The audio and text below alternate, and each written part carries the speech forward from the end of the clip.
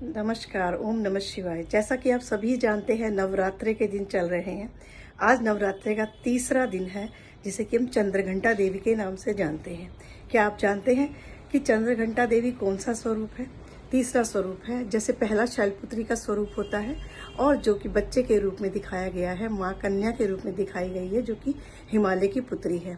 दूसरा स्वरूप ब्रह्मचारिणी देवी का होता है, जो कि एजुकेशन प्राप्त करती हुई एक स्त्री का रूप है, एक लड़की का, कन्या का रूप है। और ब्रह्मचारिणी का मतलब होता है कि ब्रह्मा का ज्ञान उसको मिलने लगता है, धीरे धीरे वो सभी चीज़ों की नॉलेज प्राप्त करके बड़ी होती है। तीसरा चंद्रघंटा देवी का रूप है, जो कि माँ जो है वो विवाह करती है शिव जी के साथ, और उनमें बहुत सारे गुण आ जाते हैं, जो कि नवयौवना के रूप में प्रकट होती है। तो तीसरी देवी चंद्रघंटा की हम पूजा करते हैं। चौथी कुष्मांडा देवी की पूजा करते हैं, क्योंकि कुष्मांडा देवी वो होती है जिनके हाथ में एक पॉट होता है छोटा सा, यानी कि वो उनकी प्रेगनेंसी का रूप दिखाया जाता है उसमें, कि कुष्मांडा देवी जो होती है वो एक नए रूप की शुरुआत करने वाली होती है, एक नए अनुभव के साथ वो जिंदगी को गुजार रही होती है। जैसे कि शादी का, यानी कि दूसरा चरण, पहला शादी का चरण चंद्रघंटा देवी, दूसरी शादी का जीवन जो होता है वो कुष्मांडा देवी। तीसरा रूप जो होता है माता स्कंद माता का होता है, जो कि छोटे से शिशु के रूप में जो उनके साथ बैठे होते हैं उसका रूप है स्कंद माता, यानी कि एक माँ का क्या एहसास होता है, पूर्णता का एहसास लिए हुए माँ स्कंद माता का रूप कहलाता है। इसीलिए हम स्कंद माता की पूजा करते हैं कि वो बहुत कुछ देने वाली होती है। छठा कात्यायनी देवी होती है, जब उनके बच्चे बड़े हो जाते हैं, यानी कि एक आम जीवन में जिनके भी बच्चे बड़े हो जाते हैं, विवाह योग्य होते हैं। इसीलिए कहा जाता है कि कन्या की अगर विवाह नहीं हो रहा या किसी पुरुष का विवाह नहीं हो रहा तो कात्यायनी देवी की पूजा करनी चाहिए। इससे विवाह में जो बाधाएं आती हैं वो दूर होती है।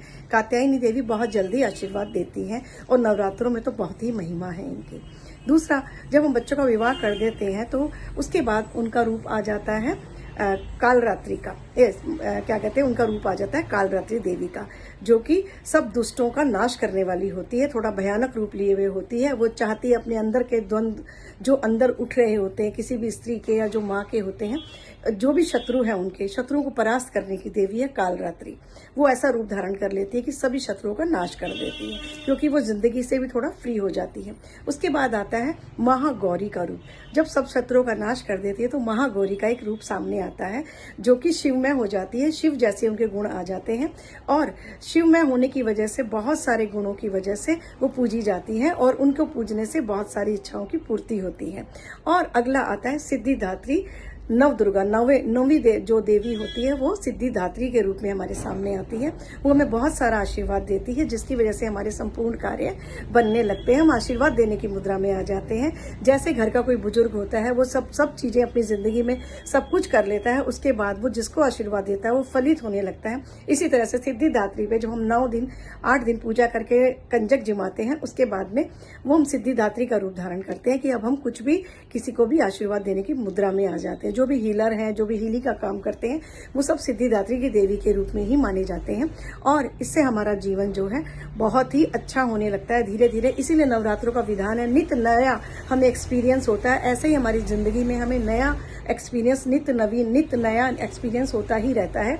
और जैसे जैसे हम आप एक्सपीरियंस होल्डर होते जाते हैं, वैसे वैसे जीवन में हम अपनी कठिनाइयों को भी पार पा सकते हैं। तो उम्मीद है नवरात्रों का महत्व आपको समझ में आया होगा। बहुत बहुत धन्यवाद। अगर आपको अच्छा लगा हो तो कमेंट में जय माता दी, ओम नमः शिवाय जरूर लिखें। धन्यवाद।